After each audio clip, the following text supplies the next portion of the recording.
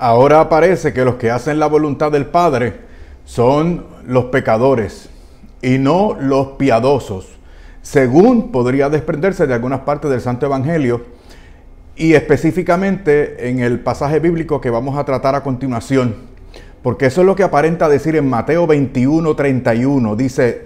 Díceles Jesús: en verdad os digo que los publicanos y las rameras llegan antes que vosotros al reino de Dios. Y se lo está diciendo a los religiosos, a los piadosos, a los que se comportan bien, a los que supuestamente están bien y en gracia delante del Señor. Pero ¿es esto así? Pues resulta, para que lo tengamos muy claro, que ese texto, el que estamos diciendo, y la parábola de los dos hijos que vamos a ver en este video, los piadosos no son en verdad piadosos. ¿Estamos claros? Y resulta también que los pecadores que hacen la voluntad del Padre ya no son pecadores, porque se han arrepentido, han creído en el Señor Jesús y se han convertido. Vamos a aclararlo mediante dos consideraciones necesarias para entender este asunto en la parábola de los dos hijos. ¿Okay? Dos cositas. La primera es la siguiente. La parábola en cuestión es parte de una sección del Evangelio de Mateo en la cual se hace más violenta la controversia entre el Señor Jesús con los jefes religiosos, sobre todo con los fariseos. Esa sección se encuentra entre el capítulo 21, versículo 1, y el capítulo 23, versículo 37. Así que ese es el ambiente de controversia entre el Señor Jesús y su evangelio, y los que se resistían al evangelio y a la persona de nuestro Señor Jesucristo y a la doctrina de nuestro Señor Jesucristo, porque ellos pensaban y se creían que estaban bien delante del Señor. Ese es el ambiente que tenemos aquí. Así que esta parábola tiene que ver con eso primero. Porque si la vamos a aplicar, es necesario que sepamos de lo que trata. Primero, el texto literalmente. ¿Okay? Los fariseos encarnan aquí al pueblo de Israel que no ha sido capaz de corresponder al llamado que Dios les hizo, ni tampoco a los dones que le ha dado para que rindan frutos y obedezcan como el pueblo escogido de Dios. Y ya aquí, teniendo esto muy presente, sabemos que podemos aplicar correctamente el texto cuando nos ubicamos en esta parábola y tomamos posición. Ok, somos de los que nos creemos justos, son de los que parecemos piadosos, pero nuestra condición interior contradice lo que exponemos en el exterior. ¿O acaso somos pecadores arrepentidos y convertidos y por eso hemos renunciado al pecado y ahora estamos en amistad con Dios? Esas son las dos facciones y esas son las dos posiciones que tenemos frente a nosotros para que decidamos frente a esta parábola. Vamos con el versículo 28 del capítulo 1 de Mateo. Aquí comienza. Pero, ¿qué os parece? Ahora el Señor les plantea a estos jefes religiosos que aparentan ser piadosos la parábola. Un hombre tenía dos hijos. Llegándose al primero le dijo: hijo, vete hoy a trabajar en la viña. Y él respondió: no quiero. Pero después se arrepintió. Dice que se arrepintió y fue. Se arrepintió, cambió de opinión e hizo entonces la voluntad del Padre. Continúa el versículo 30. Llegándose al segundo, le dijo lo mismo y él respondió: voy, Señor, y fue. Le llamó Señor. O sea, le respondió bien, pero no hizo la voluntad del Padre. Con la boca sí, pero con el corazón y las acciones no. Y el Señor pregunta en el versículo 31, ¿cuál de los dos hizo la voluntad del Padre? Y ellos respondieron, y aquí se dictaron sentencia a ellos mismos. Le dicen, el primero fue el que hizo la voluntad del Padre. El que dijo no, pero se arrepintió y cambió. Y fue e hizo la voluntad del Padre. Díceles Jesús, en verdad os digo que los publicanos y las rameras, o sea, los ladrones, vendepatrias, yo quisiera que ustedes, yo sé que ustedes saben, pero que tomáramos más conciencia de qué tipo de pecado cometían los publicanos. No solamente eran ladrones, eran usureros, sino que trabajaban para el imperio y eran cómplices, por tanto, del imperio opresor. Que por ser el imperio opresor, impedía que Israel llevara a cabo su misión de ser el pueblo número 1 y único de Dios, según entendían esos jefes religiosos. Entonces los publicanos eran como la representación del obstáculo mayor para que la nación de Israel llevara a cabo su fin. Y las rameras, las prostitutas, pues encarnaban todo tipo de pecado, de inmundicia, de impureza, todo ese tipo de cosas. Y dice el Señor aquí que esos mal habidos llegarán antes que ustedes, los aparentemente piadosos, al reino de Dios. ¿Okay? Ya tratamos la primera parte. Vamos para la segunda. Recuerden, son solamente 2 partes en este video. En esta parábola se muestra la necesidad de la conversión para que haya restitución. Conversión para que haya restitución. Entonces, vemos en esta parábola la necesidad de la conversión, la necesidad que tengo yo de la conversión para que haya verdadera restitución. Dice el versículo 32. Porque vino Juan, le dice el Señor a ellos, vino Juan a vosotros por el camino de justicia. O sea, por el camino correcto, mostrando y predicando lo que era correcto. Y no creísteis en él, mientras que los publicanos y las rameras creyeron en él. Fíjate, el Señor no está diciendo, ustedes no están creyendo en mí, sino que el Señor le está refiriendo a otra autoridad, al último gran profeta, ¿okay? Cuya predicación y cuyas acciones y frutos de su ministerio eran innegables y que probaban la rectitud y la veracidad del mensaje. Estamos hablando del profeta que vino con el espíritu, o sea, con la actitud, con el ministerio de Elías, que había sido profetizado también ya desde Malaquías. Continúa diciendo el Señor, y vosotros, ni viéndolo os arrepentisteis después, ni viéndolo os arrepentisteis después, para creer en él. Otra vez vuelve el Señor a referirle a la autoridad de Juan el Bautista. ¿Okay? Entonces, en este versículo 32, el Señor nos muestra 3 vías. Aquí entramos en calor ustedes y yo.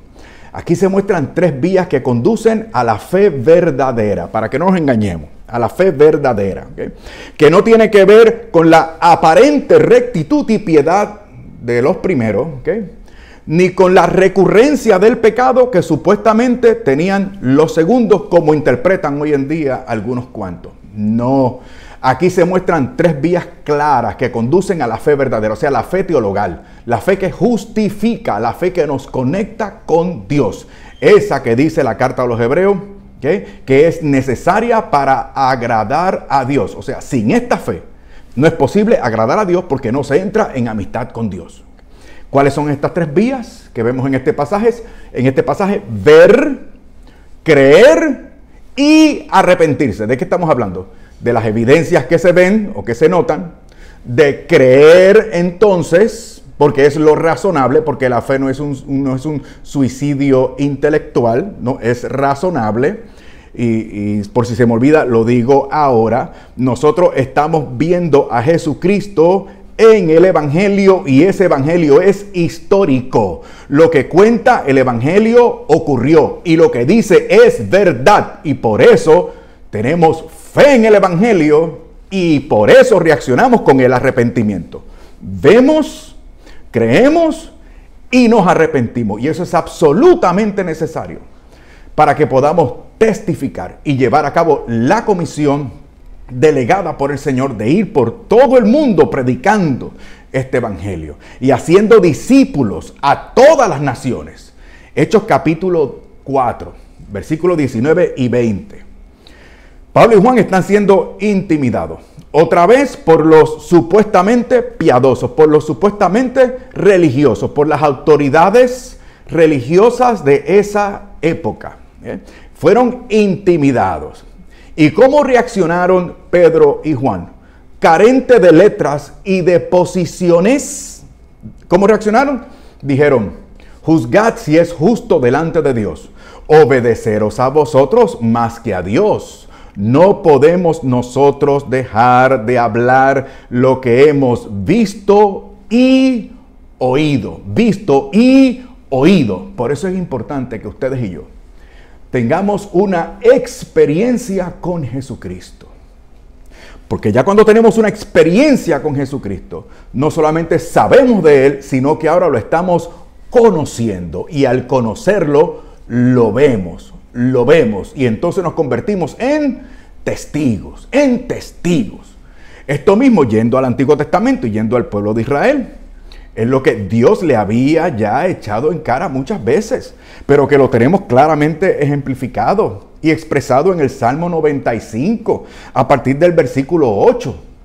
Este Salmo 95 es importante, lo rezo todo, es lo primero que rezo. Bueno, después de encomendar el día al Señor con el Shema, entonces voy al Salmo 95, que es el primer salmo, el invitatorio que se hace en la oración matutina por la mañana, en la liturgia de las horas, los laudes. Dice: no endurezcáis vuestro corazón, ahí está la cosa. Vuestro corazón está duro, como en Meribá, como el día de Masá en el desierto, donde me pusieron a prueba vuestros padres, me tentaron, aunque habían visto mi obra. 40 años, mira qué paciencia tuvo el Señor, 40 años me asqueó aquella generación y dije: es un pueblo de corazón torcido. Voy a hacer una aclaración que no hice la última vez que cité estos versículos hace un par de videos atrás. Ahí no dice pueblo son de corazón extraviado, porque se puede extraviar algo involuntariamente. Esta gente voluntariamente habían torcido el corazón. Habían endurecido el corazón, habían cerrado el corazón. Un corazón torcido que no solamente se niega a creer en la persona correcta, sino que pone su fe en otras cosas y practica no la voluntad de Dios, que es el que los puede salvar, que es el que le da propósito, sino que hacen su propia voluntad. Ese es el contexto histórico de este pasaje que no viene al cabo ahora. El asunto es que sigue diciendo: un pueblo de corazón torcido que mis caminos no conocen. Otra vez lo mismo. Sabían, pero no conocían. ¿Por qué? No había una experiencia, no había una comunión. No veían porque estaban cerrados. Y por eso concluye el versículo 11 del Salmo 95. Y por eso en mi cólera juré: no han de entrar en mi reposo, o no han de entrar en mi descanso. Esto lo estaban viviendo, o mejor dicho, padeciendo aquellas personas, aquellos aparentemente piadosos que se negaban a creer en el testimonio. Ya el Señor no les presenta las obras de Él y los milagros de Él, sino el testimonio de un profeta, para que no se diga que Él está testificando de sí mismo, y no otro que merezca crédito. Lo mismo le pasó a San Pablo. Esto es interesante, porque ¿qué fue lo que vio San Pablo? Una luz que lo deslumbró y ya no vio más nada. Y la palabra que le refirió nuestro Señor Jesucristo, y la palabra luego que dio nuestro Señor en Cristo le iba revelando para que Él se fuera formando y predicando y llevando a cabo su ministerio, preferentemente entre gentiles. En el Hechos 22 dice, en la pantalla están las citas bíblicas para que las anoten o se puedan referir a ellas cuando gusten. Dice: Él me dijo, San Pablo testificando, otra vez frente a los poderosos. Él me dijo: el Dios de nuestros padres te ha destinado para que conozcas su voluntad. Aquí Ananías le está hablando lo que se le viene para encima, lo que es la voluntad de Dios. El Dios de nuestros padres, le dijo a aquel hermano, te ha destinado para que conozca su voluntad. Sí, San Pablo tenía mucha letra, San Pablo sabía mucho. Era un rabino, era un teólogo. Pero ahora es que conozcas su voluntad, que tengas una experiencia. Y entonces añade: veas al justo y escuches su voz de sus labios.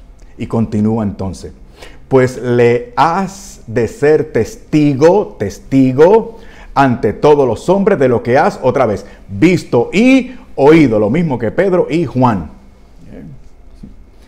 Interesante, quisiera tener tiempo porque todo esto San Pablo lo va descubriendo, se va despertando, se va formando, se va enterando y va teniendo esta revelación de Dios en Cristo.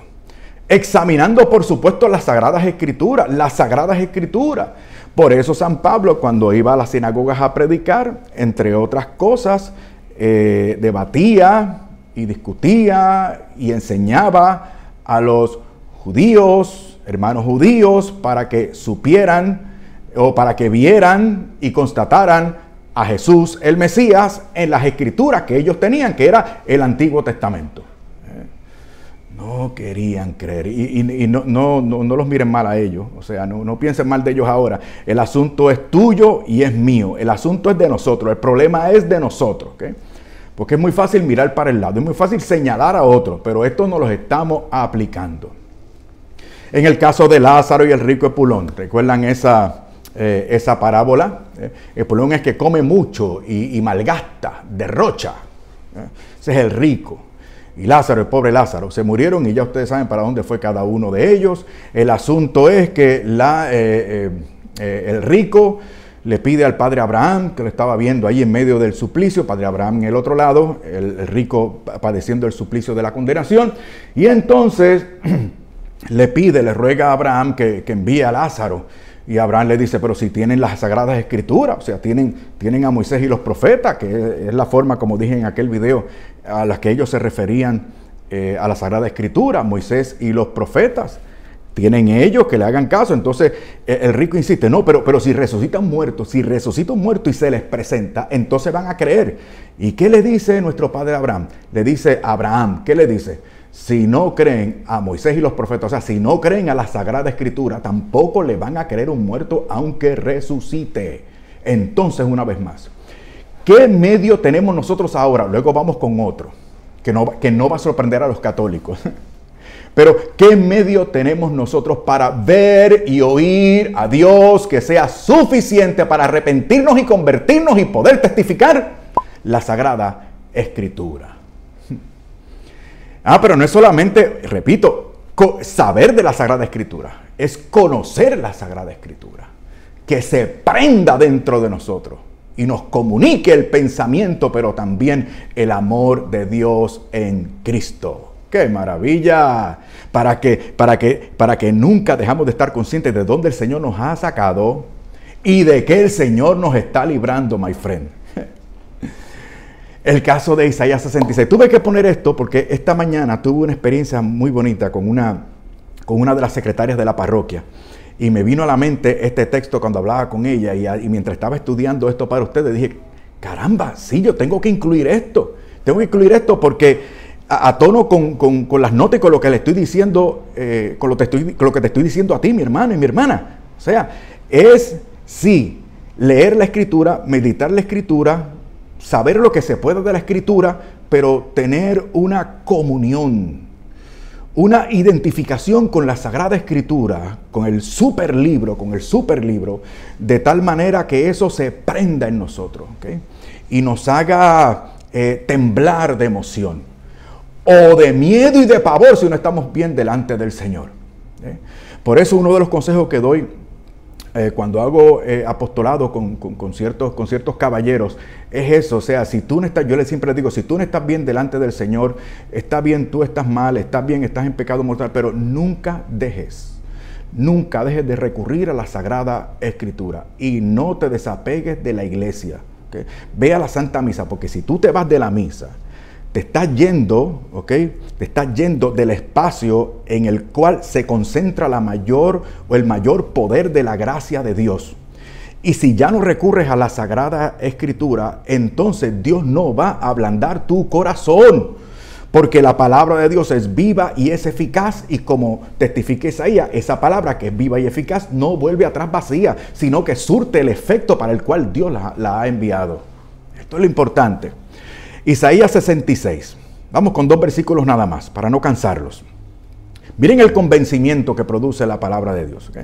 Para que no seamos piadosos y religiosos en el exterior, ¿okay? si todo lo hizo mi mano, dice el Señor. Sí, porque ellos pensaban en aquella época, no quiero, ahora me pierdo explicando el contexto histórico, pero el asunto es que ellos pensaban que estaban bien delante del Señor, ya estaban finiquitando el templo, estaban en los sacrificios, preparando, disponiendo, construyendo, pero su corazón estaba lejos de Dios. Por eso es que esto es pertinente. Y le dice el Señor, si todo lo hizo mi mano y es mío todo ello, oráculo del Señor, ¿y en quién voy a fijarme? ¿En quién voy a fijarme? O sea, todo lo hizo mi mano. ¿Qué están haciendo ustedes? ¿Qué están haciendo ustedes que no les corresponde hacer? ¿Sí? Si ustedes están construyendo y haciendo con lo que yo he dado, con lo que yo he creado, con lo que yo he preceptuado, oráculo del Señor. ¿Y en quién voy a fijarme? O sea, no es lo que ustedes están haciendo, no en sus planes, no en sus derroches. ¿En quién me voy a fijar? Dice el Señor. Y se responde el mismo, en el humilde y contrito que tiembla a mi palabra o tiembla ante mis palabras. El versículo 5, escuchad la palabra del Señor, escuchad la palabra del Señor, los que tembláis a su palabra. Dijeron vuestros hermanos que os aborrecen, que os rechazan por causa de mi nombre, que el Señor, y aquí Señor traduce Yahvé, el nombre sagrado, que el Señor muestre su gloria y veamos vuestra alegría, pero ellos quedarán avergonzados. Aquí entonces se dividen dos públicos. ¿Okay? Los que son sensibles a la palabra, ¿okay? Los que tiemblan a la palabra, ¿okay? Los que reaccionan a la palabra, por lo tanto los que aman la palabra y dependen de la palabra revelada, y por otro lado van a ser avergonzados los que no creen en la palabra y los que no se conmueven ante la palabra del Señor y por lo tanto no hacen todos esos proyectos en sintonía y en línea con la más perfecta voluntad de Dios, que es que todas esas cosas partan del corazón y no sea meramente cosas que hacemos en el exterior y complacernos con esas cosas en el exterior cuando no parten del interior. Okay. El caso de Santo Tomás, esto es increíble.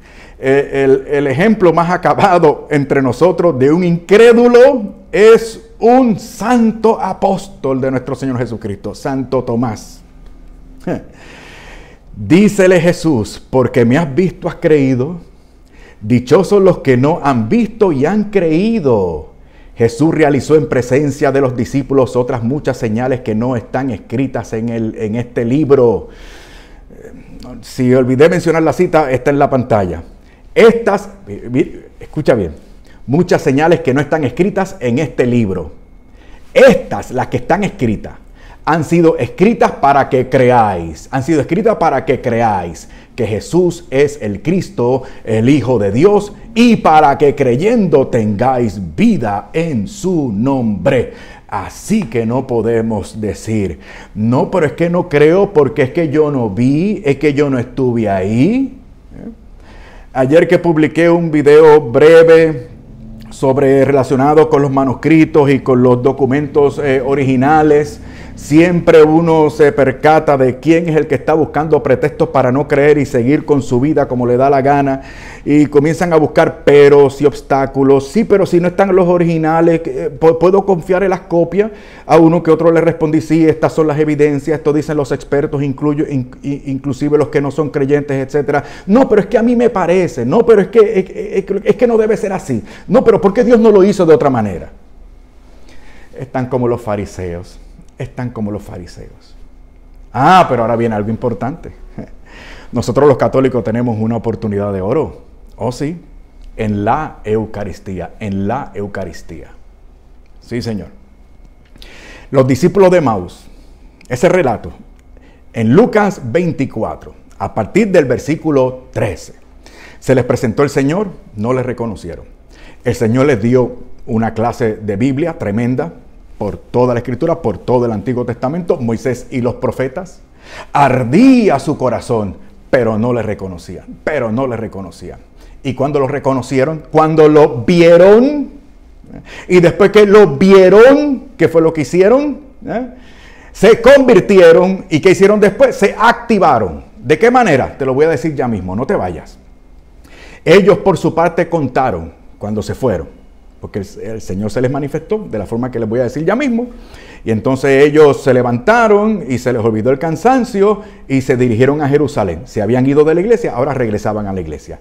Y cuando se encontraron allá a los apóstoles, entonces ellos comenzaron a testificar. Se unieron a los testigos de Cristo resucitado.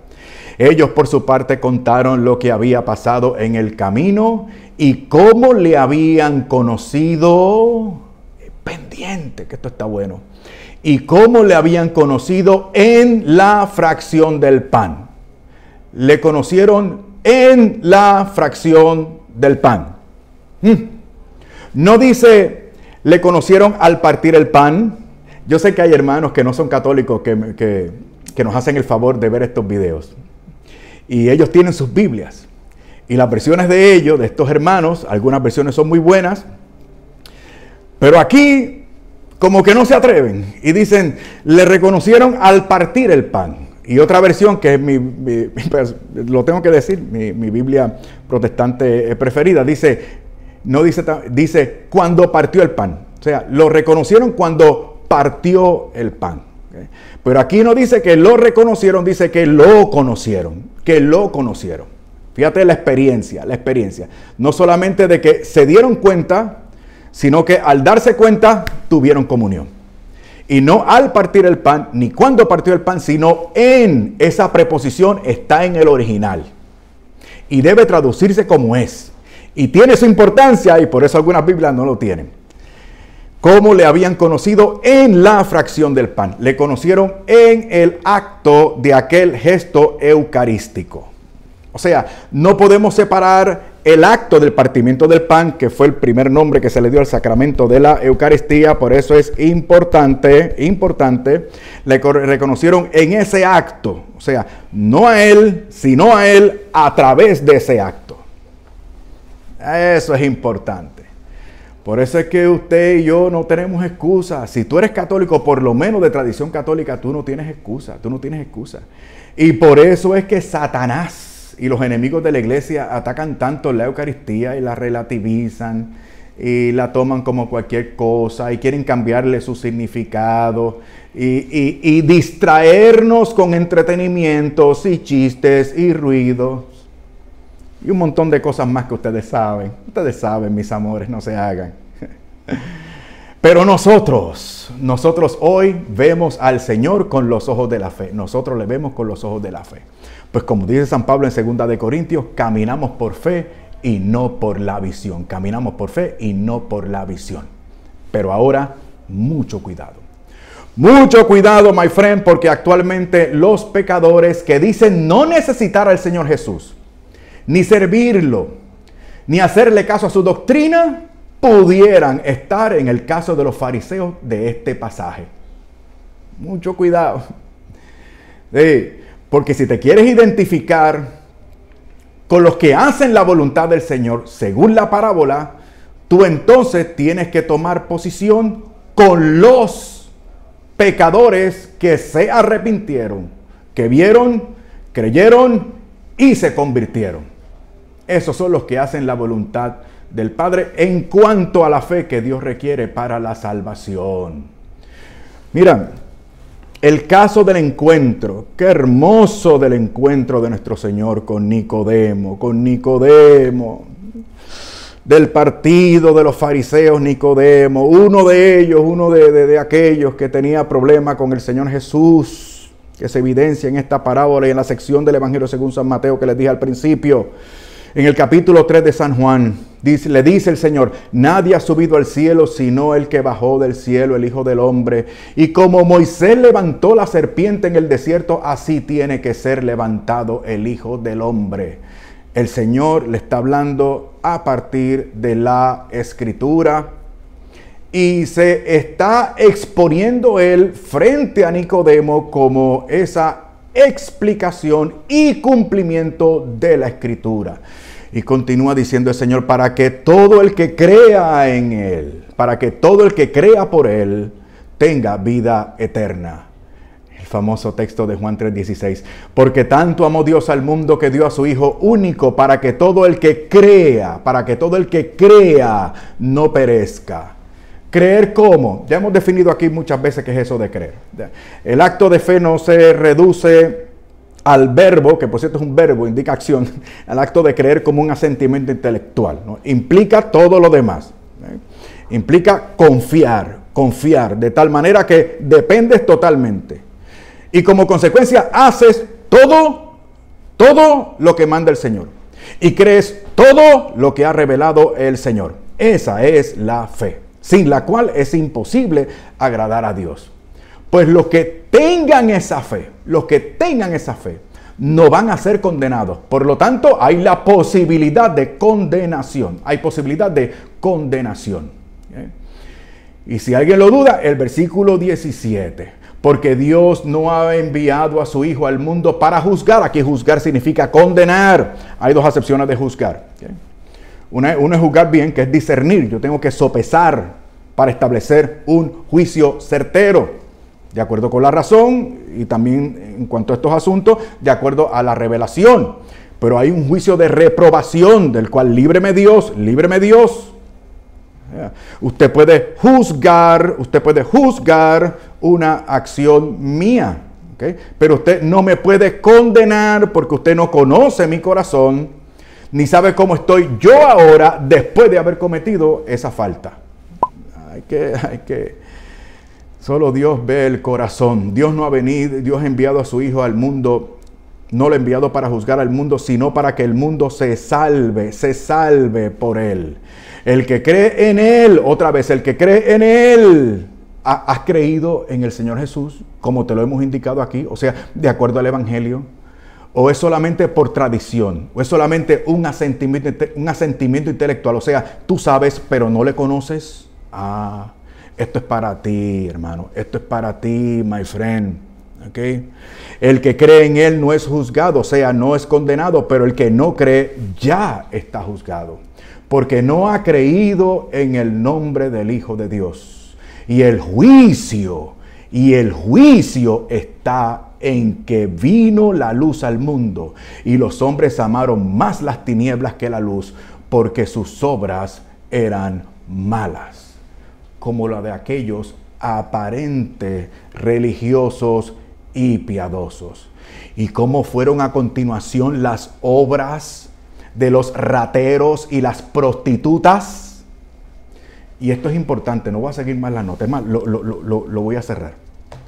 Esto es importante, porque si esos fariseos se hubieran, cerré de verdad, mira, si esos fariseos se hubiesen convertido, hubiesen creído, no hubiese sido tan difícil para ellos la vida cristiana como tuvo que haber sido la vida cristiana para aquellos publicanos y prostitutas. Sí, porque la reputación de ladrones y de inmorales y de traidores y de rompefamilias, ¿okay? Esa reputación les habría perseguido todo el tiempo. O sea, esos pecadores tuvieron que seguir cargando con las consecuencias de su pecado, lo que hacía más difícil la vida cristiana para ellos. Entonces, mi hermano y mi hermana, no hay excusa. Y no me digas, es que yo no creo. El problema no es que no cree, el problema es que tu corazón está torcido. El problema es que no ves, no conoces, no tienes una experiencia, no buscas una experiencia, no has abierto tu corazón, no has preparado tu mente para sentir el dato de la fe.